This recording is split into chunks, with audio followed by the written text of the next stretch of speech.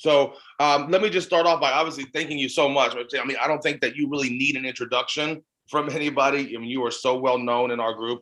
Our team here at FDK all loves you, and you know some of them and have met many of them, and in the journey. But if you don't mind, would you just give a brief introduction for the membership? Okay, what I could say, I have been kinky all my life. Since I was a child, I already knew I was kinky. I didn't know what it was, but that's what happened.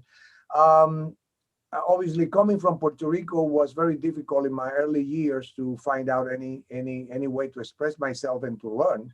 So it was not until my mid-30s when I moved here to the mainland that I started in the community and practicing more formally BDSM and learning and practicing. And then 22 years ago, as part of the Mass 99 event in Atlanta, I finally find where I belong, who was as a master in master-slave relationship.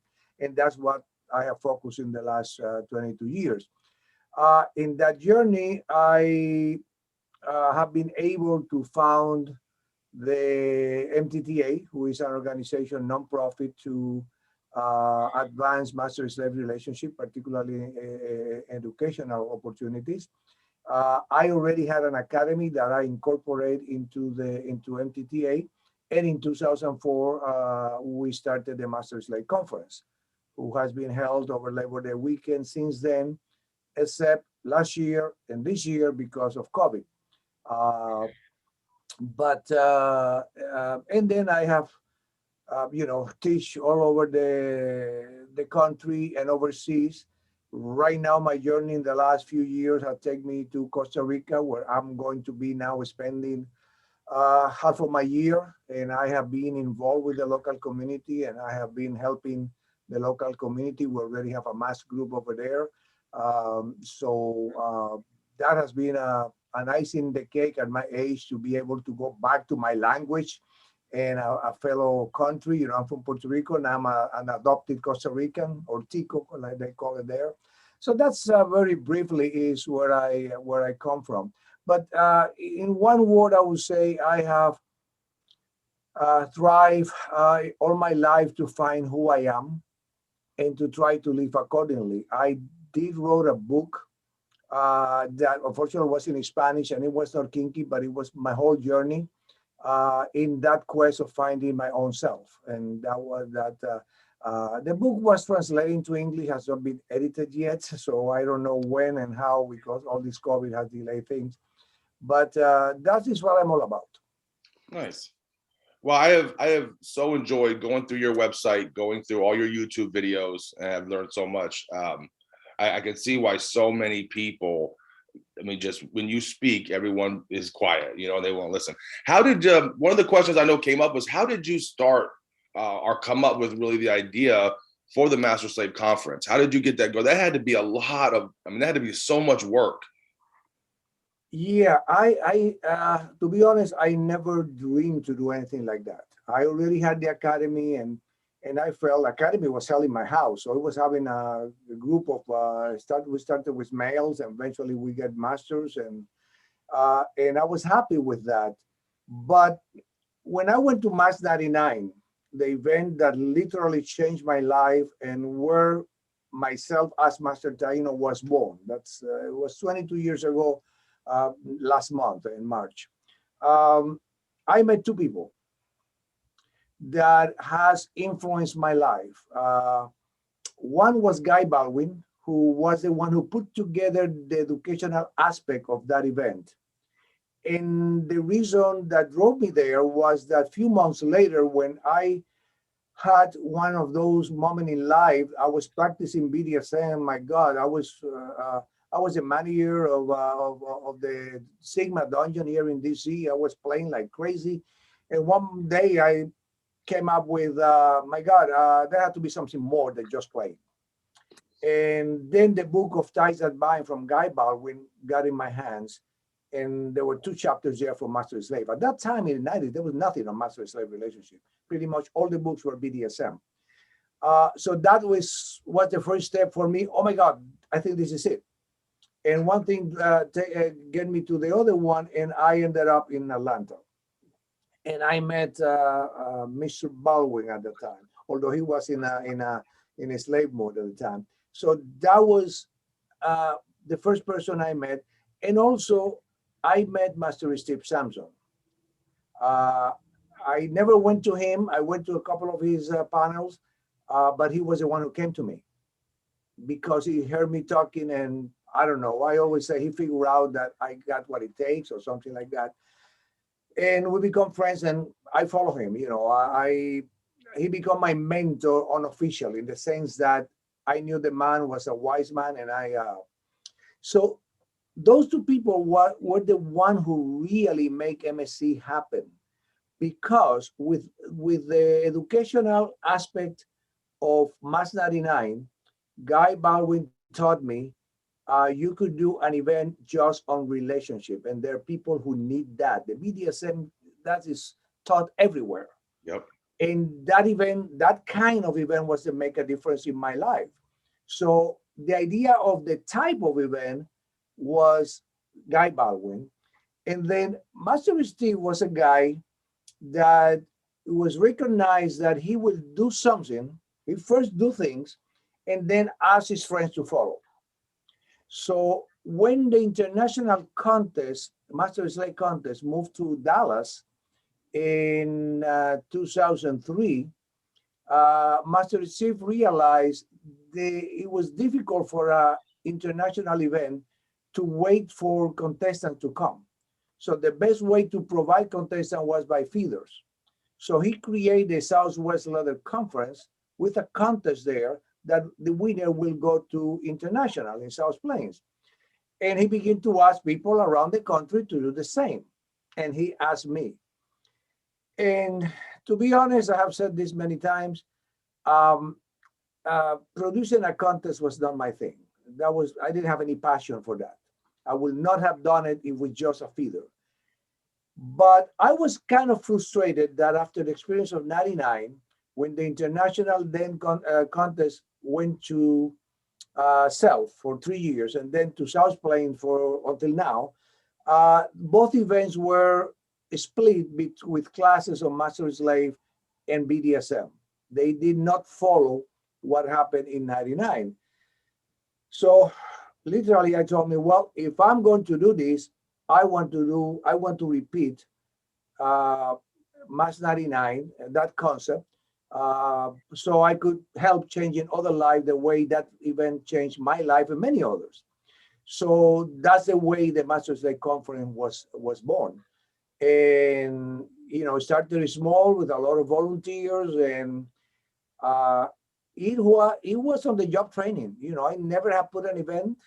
I was retired. That helped for me to have the time to dedicate to this, and it became my passion. And then seeing the results, and now we have an event with over 500 people every year. The next one in 2022 is going to be over 100 classes to people Wow. to pick from. We're moving to a huge hotel with a great conference center, and we're going to have more space than ever, more than twice that we had last time in 2019. So it has been quite a journey. It has been quite a journey. Well, I hope to be there in 2022, and I surely hope to meet you in person. Um, Something that I've wanted to do for a very long time. So, speaking of the MTTA, now that's still going on. Your academy is still teaching and educating. Yes. Yes, obviously everything has been paralyzed with COVID, but I am in a process. We as leaders has to be responsible. And one thing I didn't want to happen is I just turned 70 years old. So I don't want that something happened to me. I'm in great health, but something could happen with me any day. We know that. We have lost way too many people in the community. And I don't want that because I'm missing, all of a sudden everything I built may go down. So I started a process uh, to make sure that that doesn't happen. And the first thing I did was I finished my term as director of the academy at the end of 2019. Okay. Lady O took over. Unfortunately, they were already almost ready to do the first event, when COVID happened. So she had not been able to put together. We're going to resume that in 2022. So the academy will continue. It's not dead. It's just that COVID, affected everything that we do. Yes, sir. With the conference, is the same. It has been delayed again with COVID. I will be producing 2022, and I hope that the designated producer after that will be ready to take over. Although the conference is more complicated, so I will be behind doors helping him as much as he needed. But I will continue being president of the board of directors and executive director. Executive director, the one who supervises the different programs. This year, with all the virtual thing, I'm very happy because that idea that I have of having the organization doing things without me, don't depending on me, is starting to happen now on his own. We one board member wanted to do a day virtual event because everybody was doing it. We want to keep MTTA active. So she, with the help of a couple of other board members, did one, they call it a showcase, new voices showcase. It was pretty much for new presenters. And it was extremely successful in February, and they're going to have another one in May. And I didn't have anything to do. I helped in the promotion and a couple of details when they need to ask me for something, but they are doing the event. I even did not was around in February because I was in Costa Rica, and I'm going to be back in Costa Rica when they do one in May.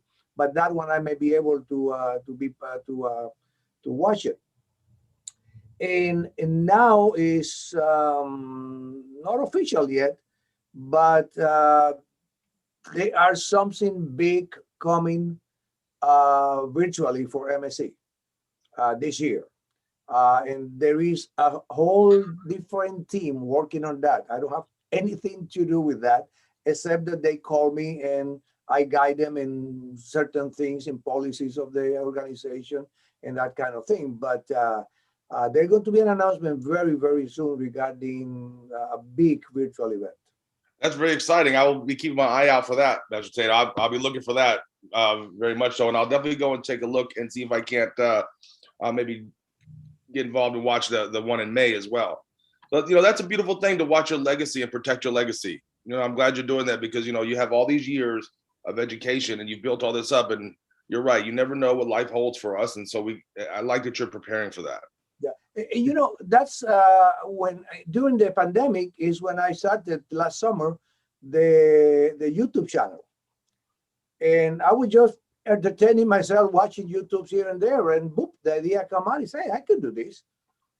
And you know what I like the most, besides obviously the people who watch the videos and get some help now,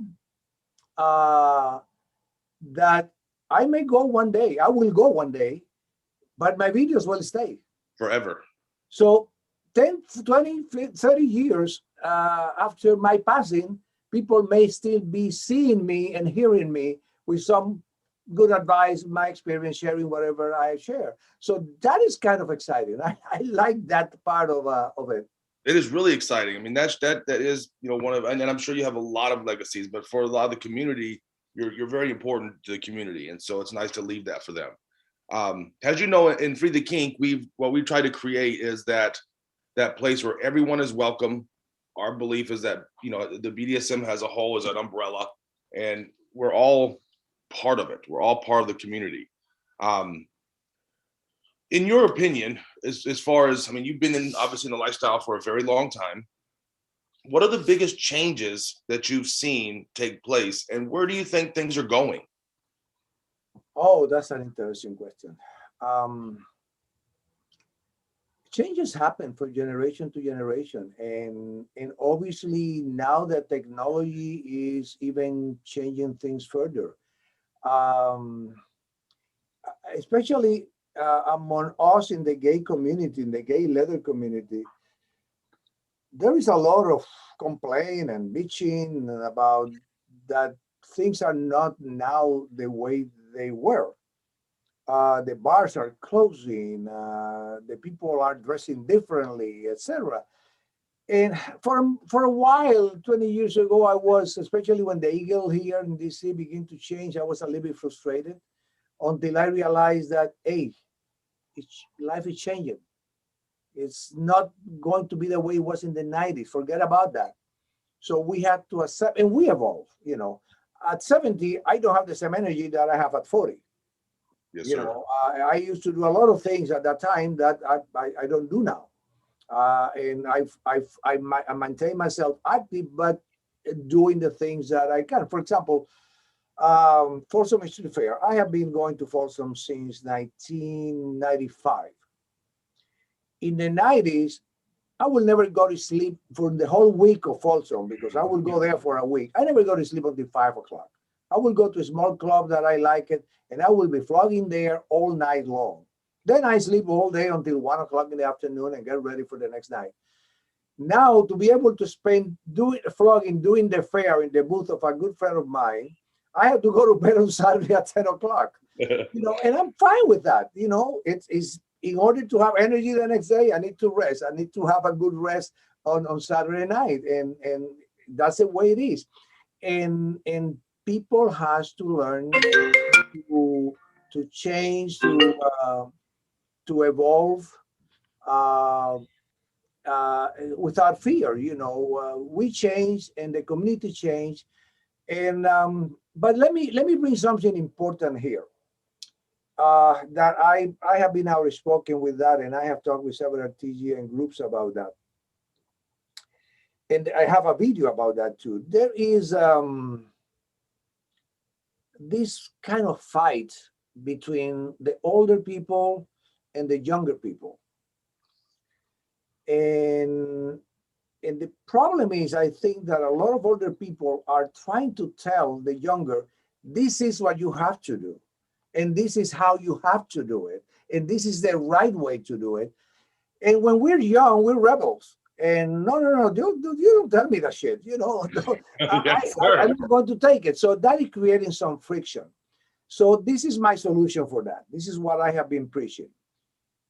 It is our responsibility, those who has some white hair, wherever, um, to teach them, to teach the young guys. We have to tell them, hey, this is how we did it. This is our experience. This is the good things. This is the ethical things to do, blah, blah, blah, blah. But then we have to step out and let them do whatever they want. It's like, I'm an adoptive parent. In adoption, there was an agency who has a motto called Roots and Wings, and I never forget that. We give our kids roots and wings. We teach them, and then we give them the wings to fly and do their lives. The mistake that a lot of parents do is to try to force their kids to do what they want to do. You teach them, and then you let them go. In the community, it's the same. We teach the young people, and we have to let them fly. We have to let them take whatever they like from what they do, evolve what we did, change what we did, do it their own way. I remember when I joined the community, somebody asked me one day, are you old guard or new guard? To be honest, I didn't know even what they were talking about. I was that new, but I'm not stupid. And old guard, I mean, is the old ways of doing things, and new guard is the new ways to do things. That's the way I got it right away. And I gave them the perfect answer that I still live by today. I'm not old guard, who is really a myth. We could talk about that too. And I'm not new guard. I am my guard. I'm doing this in a way that works for me. I don't care how they did it in the past. I don't care what they're doing now. I want to do it in a way that works for me. And I think that's what everybody should do. Yes, sir. Yes, sir. I put a video out yesterday that said that same exact thing. The one true way of BDSM is your way. Yep. And I try to tell folks the only constant I think in BDSM is fulfillment, Yep. self-fulfillment of yourself and those around you. And I made the mistake when I first came into the lifestyle too, Master Taino, where I tried to learn the traditional ways, and I thought that was the only way. And it took time. When you're young, you're just stupid. We all make mistakes. Sure. That is something I did have a question, because I was reading some of your stuff and I read something about the leather myth, about the myth, and I read some other things about that you wrote about fantasy and things like that. Would you like to touch base on any of that at all? Because I found that to be really interesting. Well, let me mention about the old guard. A lot of people talk about old guard, and what has happened in for many years now is that people use the old guard to give themselves some prestige, some standing. Oh no, I was trained by old guard masters from the house of what, and that's all bull. That's all BS. Um, the old guard was a myth, and Guy Baldwin precisely uh, mentioned this in a very logic way. We're talking about the 40s and 50s when all this started after World War II. I'm sorry. Um, First of all, there was no easy communication between big cities. There were no cheap flights at the time. So the people in New York were doing their thing, who may not be the same as the people in Washington, the people in Atlanta, the guys in Chicago, the guys in San Francisco, in LA, in Dallas, whatever. I remember, in this I do remember when I moved here, the hanky code. Well, normally the hanky code, you wear your hanky in the right, you are a bottom, you wear your hanky in the left, you are a top. And at that time, we're talking about the 80s, I think in the West Coast, I was told it was the other way around. So Right. that's the way it was. So that there was one way to do things, absolutely not. That we know that there was X or Y ceremony. Well, some people used to do that. Fine, if you like it, you want to do it, go for it. But nobody could come and say this is the way it has to be done. That's a mistake. Or I was trained, and it's all bull. And people use it to trying to give themselves importance and prestige. Oh, I know I am. I know the real way. No, the real way is your way. Yeah, just a way to puff their chest up, right? Exactly. Speaking of that, what's the biggest bit of advice that you would give to new people coming in? And because we have in Free the Kink, we have, I would say, probably about 35 to 40% of the people that we let into our group, in the admit process, say they're brand new, no experience of any kind, and we try to tell them to slow down, learn, and really get a mentor. What are your big pieces of advice? Well, the problem is that they depend on us, and they don't know. So we are the one who has to guide them. Let me tell you a little bit of my story. One thing I teach people, and that I ask people when they come to me and they're new, is tell me about your childhood. What was in your childhood that you didn't know at the time, but it caught your attention, and now you look back and say, "Oh my God, it's related to that." And I could write a book about that because my childhood was just crazy. I got so many anecdotes of things that called my attention, and they were kinky. And one of them were not necessarily the kinky part, but it was the relationship part, was Batman and Robin. And a lot of people have fixation with different superheroes for different reasons. And what I like about Batman and Robin when I was a child was, what the fuck is that relationship? What is doing an older guy with a protege? That was fascinating for me. Well, guess what? Yep, exactly. That's why the reason was fascinating, because that's the way my relationship has been. So the older I continue being, I still like the same younger guys. Absolutely. And in that process, as I was getting older, I realized one thing. I like younger guys. Younger guys most likely don't have experience. So I have to be patient and I have to teach them.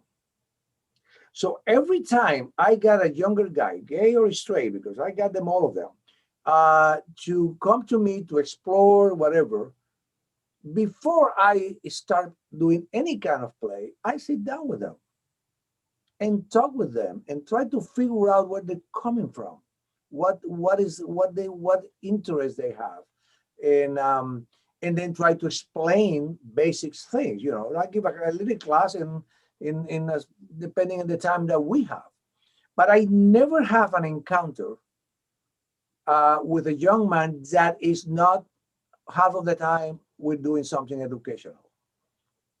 Number one, because it's part of who I am. It's what I have to do. It's what I understand that I have to do. And number two is to try to get them to then try to figure out what they're ready to do in the play. Who is the other problem? If you don't do that, then, oh yeah, this guy is submissive, so I could do this and this and that and that. No, this guy don't have any experience. So you have to start figure out what they're ready for. For example, in BDSM, if I start spanking a boy with my hands slowly, I'm checking his reaction. And if he's not processing right, I immediately know, okay, this boy is not going to go any further than my hands. But if I am doing the spanking and I notice that really he is getting into it, okay, let me get that little strap mile that I have, and then how he react to that, let me get a little paddle, and I go progressively according to how he react. What happened with a lot of people is that, oh, you're submissive. They got a big paddle and boom. And then that is when so many young men and women are losing faith and trust in our community and in our kinks. Because if your first experience is a bad one because somebody didn't know how to handle you as a novice, they're going to screw you up forever. And I have seen young men completely screw up. And then I am a believer that this is in our DNA. So if it is in our DNA, and then you screw up when you are trying to explore it, and you say, I'm going to stay away because I have a bad experience, this is not going to work. Meaning you create a human being who is denying who they are. It's like a young man who is exploring his sexuality and think he's gay, and then he get raped by another guy and decided, no, I cannot do anything with another man because I have a bad experience. Get screwed up for all his life. The gayness is not going to change. And the kinkiness, the submissiveness is not going to change. But if you got a bad experience, you could have fucked up that person for the rest of his life. Yeah, because that fear stays there with you. Exactly. And to regain that trust requires a lot. And that's why the other thing that I would say with that is one of the issues I have from the very beginning when I joined the Master Slave community was that I didn't want any part of abuse.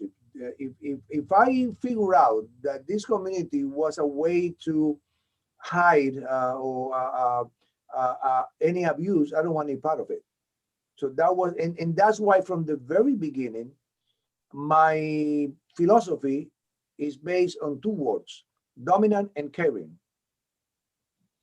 And I do that in my play, and I do that in my relationship.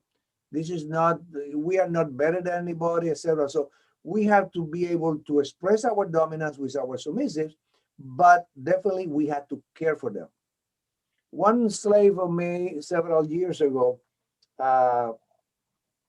described that philosophy in my flogging. He said, sir, when you hit me with the flogger, you're showing me your dominance. And then you approach and give me a kiss or pat your hand in the back, that's your caring. And that's what we do. And that's what the people need. Absolutely. I was going to ask you about your philosophy of dominant and caring.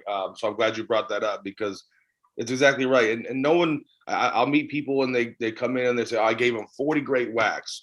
Well, there was no warm up. There was no check-in, and I know that everything we're talking about today just isn't kink, but it's so important that you take that time. I was watching one of your videos the other day. You talked about your relationships. You talk a lot about relationships, which I love so much.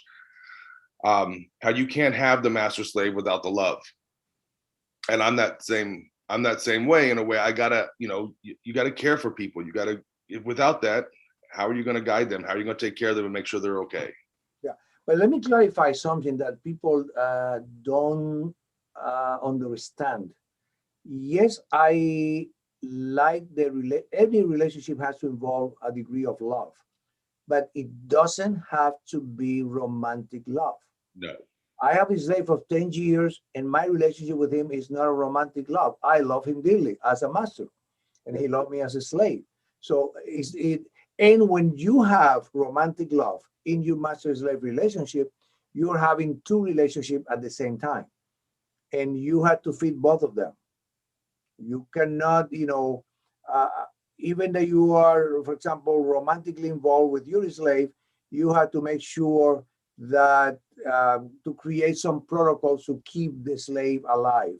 Meaning, instead of greeting with a hug, you could greet it with a presentation, with the kneeling from a master. Those kind of things, mantras, rituals, all those kind of things to keep the relationship. I'm not against romantic love in master's relationship. There are many. I got very good friends who are, but many of them even tell you, I would not be, I will not accept my romantic relationship with my master if he would not be my master. Yeah. So the romantic involvement is conditioned to the master slave dynamic. Without the master slave dynamic, they cannot feel in love with that person. Yeah, I understand that, and I do understand that romantic love is not always what we're talking about when we say we love and care for people. Exactly. Absolutely. Um, kind of if I could trouble you to talk a little bit about mentorship, because I think that, and I could be wrong here, but I have some friends who are been in the lifestyle like yourself for a long time, and mentorship was a big thing, or at least they tell me it was a big thing. And I don't see a lot of mentorship today. I see a lot of people just jumping in. They'll get on Google, spend a day on Google, and now they know everything. And mentorship is something that seems to um, not be as big a deal, and I think that's really important. Yeah, there are many reasons for that. When our community was on the ground, that was pretty much the only way you had to learn. Get somebody to teach you, to take you under. Even dominant guys will find another master to take him under his wing to teach them the ropes. Well, we are very open now, Mhm. so there is not a need for that. And then, if we are going to establish qualifications with experience, etc., uh, then few people qualify to be real mentors. So I do a class on mentoring, and also in the academy, I used to tell the guys when they leave, few people cannot take care of the world. It's as simple as that. And then before I go to that, now there are classes. So you may not have a mentor, but you could go to MSc and attend 10 classes if you go to one, but they're going to be 12 now in the next one. And you can go to so many events and now virtual, so there are many other ways to learn things. It's not one-on-one, it's not personal, but there are more ways to learn. But I do have something important to say on that. I think that our community, if we are going to grow and build the future, everybody has to be some sort of mentor in this way. First of all, there is no a university to be master, to be a slave, to learn BDSM, etc. So we learn from each other, be in an event, be on one-on-one, be in classes, whatever. But pretty much we have the responsibility to teach those who are teachers. In the mentoring, what I tell the people in the academy is, okay, now you learn this weekend a lot of information. All I am asking you is go out and preach the gospel, pass the word. But I also want them, you only can help others in your community with the knowledge that you have. And then, because you know where the resources are, because we give you resources here, if you don't have the answer or something that you're not able to respond, you could guide them to where the resources are. And I think that if everybody will do that, we are, everybody in the community is in some stage of their journey. Some with a lot of experience, some with middle experience, some just learn. But if you just started and you went to few classes and learned some basic concepts, why you cannot pass that to your friend who doesn't know that? Absolutely. So if we all do that, to find a way to pass what we know, um, that is a good way. And to be honest with you, that is what has driven me since the beginning. Um, Not only in the master slave and king community, but before I was involved in other areas of my life where I discovered this. And the next step is, okay, how I pass this to others, and I have done that throughout my life. The last part, with the last 20 years with the master slave community, I discovered all this crap in Atlanta in 1999, and immediately is, okay, how I pass this. Absolutely. And that's what in to whatever level, that's what everybody should do, try to help. And then they are what I recommend also to, for example, in master slave we have the mass support group who are now everywhere, and they're very effective. But within the mass groups and outside the mass groups, they are what we call slave circles and master circles and master groups, where a group of masters will sit down and talk about their issues and have support. That's important also. I don't care how much experience you have. I had for many years two lifelines that I called my two leather friends, Master David and Lady Lynette. Unfortunately, in a matter of 3 years, both of them passed away. But whenever I have an issue, and they knew my slave from A to Z. So whenever I have an issue or whenever I need a validation, whenever I have a consultation, I call the phone and call them. With all my experience, and everybody should have that. And people that you could call, people that could hear you, people that even if you got the answer of how you want to do something, you may want to pass it with somebody who tell you, yeah, you're in the right point. That's exactly the way to approach that issue. And and the slave circle is even more important because the slaves are more vulnerable. Yes. I have seen a pattern of slaves who are taken advantage of or abused in one way or the other. And that usually happens more easily when the slaves are isolated. Because if it happened when the slave has a slave circle and a slave support system, whenever the master fuck up with something bad, that slave is going to talk to her friend. And the Absolutely. friend is going to say, hey, no, your master is not supposed to do that. Yeah. And then empower the slave to be more alert to behavior. So, yeah, we need to rely on each other. That is as a small community, that is the only way to survive and to help each other and to learn from each other. That inspires me to do a couple of things, I think, with our group. And also, when you messaged me about finding a way to block resources, I think you remember, because we were worried about links in the group. We're working very hard to try to make sure, because we got to make sure that all those resources are available. And we have a platform like FTK. I need to make sure that people have access to them. So thank you so much for that. One of the last questions that I really have too for you is today's vetting process. We this is one of our biggest questions that we get from newcomers is about how to properly vet somebody, um, whether it be for play or for a dynamic. Do you have any suggestions to people or things that they should be looking at when they're vetting a potential partner? Yeah, I think that the main problem that we have is that many dominants feel that because they're dominants, they don't have to share information or will not allow the submissive to share. Let me tell you an anecdote of, 15, 16 years ago. This slave was coming to visit for a week with the idea of exploring training and being my slave. And shortly before he came, he apologized because he asked two or three people in the community about me because he was burned by another master the year before. Uh, and I told him, boy, you don't have anything to apologize for. You did the right thing. And by the way, I'm going to be sending you a list of 20 more people, both masters and slaves, all over the country with their emails that you could ask whatever you want.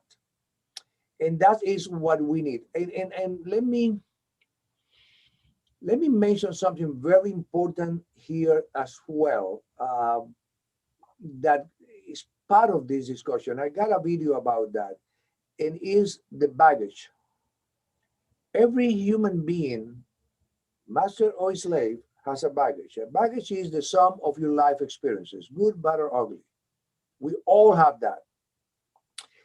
And this will be a better world, and the relationship will be a lot better if right from the beginning, both the master and the slave, the dominant and the submissive, and any other kind of relationship that we may have, learn from day one the baggage of the other person. Not only the baggage of the slave has the right to know the baggage of the master. And if the master is not willing to tell them his story, the time that he fucked up, the issues that he have had, the financial issues that he may have had, the breakdowns or mental issues or abandonment, or all kind of different issues. Why that is important? Because when we know when our master or slave come from, we empower ourselves to understand that them better. And then we could answer the question is about why he's reacting that way to this issue. Oh, wait a minute. He had this experience when he was young, or with a previous relationship, or whatever. That's why he's acting like that. Sometimes many of us are puzzled why he's reacting like that. Bingo. For example, I used to have a slave who used to scream a lot. I'm not a screamer. I'm completely opposed to that. And I tried to figure out, okay, why this guy every time he's trying to get in an argument is screaming. He used to have a boyfriend, and that's the way they solve issues. Whoever screamed the loudest win the battle. This is not going to work here. But at least I understand where he was coming from. And then Sure. I could have to work how I change that. When he is screaming at me, I will disappear. I will go to my room, and he will have to scream by himself. And eventually he learned. And so that is important, that we are able, we cannot have secrets. If you're going to establish a relationship, and the slave, now going to the play part of this, if the slave are planning to play with someone, I advise them to vet them. I advise them to ask for references, or ask in the community about that. Or those who enjoy going to public dungeons, who obviously now they are all in hiatus, but if you go to a public dungeon, you're interested in a particular master, sit down and watch how he plays with whoever he's playing. And you will get the red flags right there. Wait a minute, why he's doing that?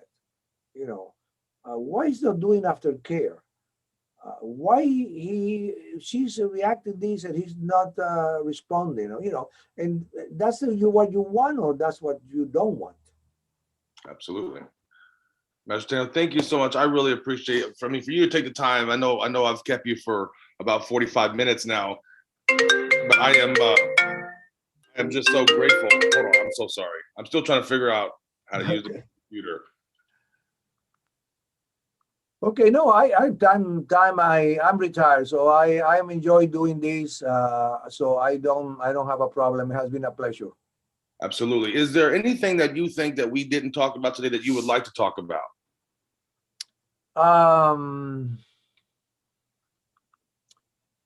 Yes, I something basic that I teach the slave. The secret of success and happiness in our dynamic is to be who we are, to be completely authentic. And we have, we are kinky in whatever expression we could have, from just being a BDSM player to be into a master-slave relationship and everything in between. That comes from our heart. This is who we are. It's in our DNA. We cannot change that. We either embrace it or repress it. And by the way, I strongly believe that there's so many people out there repressing their sexuality, and that's why they are miserable. And then the other thing is that a lot of newcomers precisely are very afraid of and still very vulnerable to what I call the rules of society. The main three institutions of the society, your family, your church, and your government, are, since the day we're born, are telling us this is what you have to do. And that This right. is how you have to do it. This is what is right to do. And as we grow up, kinky folks, and this is really good for everybody, kinky or not, we have a heart, and our truth is in our heart. And then when our heart begins to be in conflict with the expectation of society, we have to send society to hell and be ourselves. And that is the problem. I have heard so much, but what people are going to think if I am a slave? Hey, you being your authentic self is going to be how you're going to be happy. The people are not going to make you happy, nobody. So you don't have to advertise who you are, but you have to live comfortable with who you are. And if somebody find out, relative or whatever, uh, is their choice. If they still like you, good. If they don't like you, you don't need them in your life. Absolutely. Okay. And so I'm not saying that people have to be out. People have to be out with themselves and comfortable with themselves and never say, I cannot do this because uh, other people are going to find out, or what I'm going to say to my parents, or what the, that is the main issue that we have. After we feel comfortable, this is our life, this is our way. And with that, I'm going to leave you with what I tell a lot of people who come to me, and after exploring whatever, they say, well, I don't think this is for me. So that's fine. It was just a fantasy that you wanted to try, no problem. But let me warn you, if it's in your heart, it's not going to go away. It's going to haunt you all your life. And yeah, bingo, 2 years later, I run into them. Sir, you were so right. There's no way I could get these feelings out of my system. Of course. So that is the best advice I tell people. We have, whatever we do, it had to be ourselves, who we are. That is exactly right, sir. For a long time, my slave and I, we hid it. We hid ourselves, and it wasn't until about 10 years ago that we decided we're not doing that anymore. And I can't tell you how much life has been better for us. And it's not just in that; it's in every area, because if you can become free and your communication becomes open. So. Exactly. Master Taino, thank you so very much again for doing this. For folks who don't know how to get a hold of you, we're going to put up like your YouTube channel in this, your website. Is that all okay to put that up? Absolutely. And yeah, both of them, the website and the YouTube channel, and even my email address, not a problem. Absolutely. Thank you. You travel safe. Anything that we can ever do for you, please let us know. And I cannot wait to meet you and see you at next year's conference, and hopefully one day I'll get to take your academy. Okay. Thank you very much. It has been a pleasure. Absolutely, sir. My pleasure, my honor. Talk to you soon.